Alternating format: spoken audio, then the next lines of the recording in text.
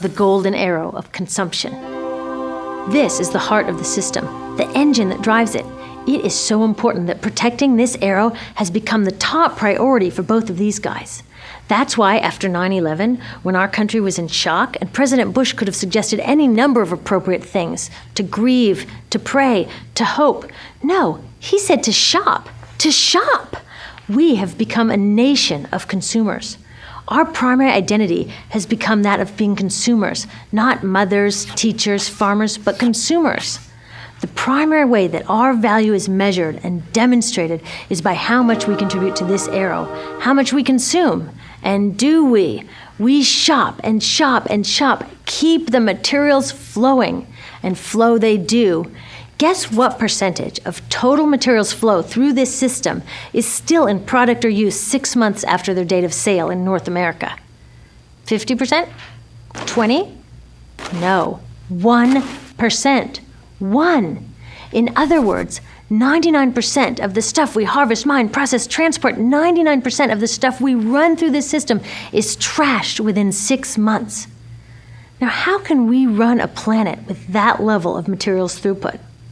It wasn't always like this. The average U.S. person now consumes twice as much as they did 50 years ago. Ask your grandma. In her day, stewardship and resourcefulness and thrift were valued. So how did this happen? Well, it didn't just happen. It was designed. Shortly after World War II, these guys were figuring out how to ramp up the economy. Retailing analyst Victor Lebeau articulated the solution that's become the norm for the whole system. He said, our enormously productive economy demands that we make consumption our way of life, that we convert the buying and use of goods into rituals, that we seek our spiritual satisfaction, our ego satisfaction in consumption. We need things consumed, burned up, replaced, and discarded at an ever-accelerating rate. President Eisenhower's Council of Economic Advisors chairman said that the American economy's ultimate purpose is to produce more consumer goods. More consumer goods? Our ultimate purpose? Not provide health care or education or safe transportation or sustainability or justice? Consumer goods? How did they get us to jump on board this program so enthusiastically? Well, 2 of their most effective strategies are planned obsolescence and perceived obsolescence. Planned obsolescence is another word for designed for the dump. It means they actually make stuff to be useless as quickly as possible, so we'll chuck it and buy a new one. It's obvious with things like plastic bags and coffee cups, but now it's even big stuff. Mops, DVDs, cameras, barbecues even, everything. Even computers. Have you noticed that when you buy a computer now, the technology is changing so fast that in just a couple of years, it's actually an impediment to communication? I was curious about this, so I opened up a big desktop computer to see what was inside. And I found out that the piece that changes each year is just a tiny little piece in the corner. But you can't just change that one piece because each new version is a different shape. So you gotta chuck the whole thing and buy a new one. So I was reading industrial design journals from the 1950s when planned obsolescence was really catching on. These designers are so open about it. They actually discuss how fast can they make stuff break that still leaves the consumer having enough faith in the product to go out and buy another one. It was so intentional. But stuff cannot break fast enough to keep this arrow afloat. So there's also perceived obsolescence. Now, perceived obsolescence convinces us to throw away stuff that is still perfectly useful. How do they do that? Well, they change the way the stuff looks. So if you bought your stuff a couple of years ago, everyone can tell that you haven't contributed to this arrow recently. And since the way we demonstrate our value is contributing to this arrow, it can be embarrassing. Like, I've had the same fat white computer monitor on my desk for 5 years. My coworker just got a new computer. She has a flat, shiny, sleek monitor. It matches her computer, it matches her phone, even her pen stand. She looks like she's driving in Spaceship Central, and I look like I've got a washing machine on my desk. Fashion is another prime example of this. Have you ever wondered why women's shoe heels go from fat one year to skinny the next to fat to skinny? It's not because there's some debate about which heel structure is the most healthy for women's feet.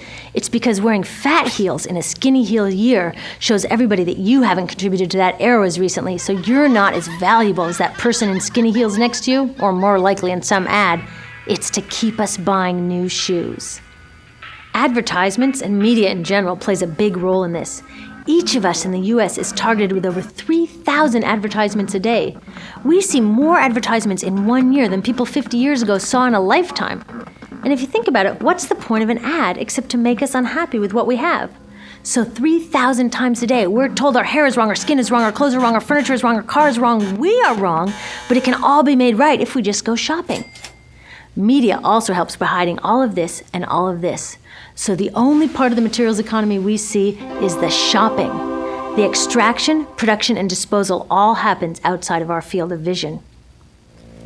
So in the US, we have more stuff than ever before, but polls show that our national happiness is actually declining. Our national happiness peaked in the 1950s, the same time that this consumption mania exploded.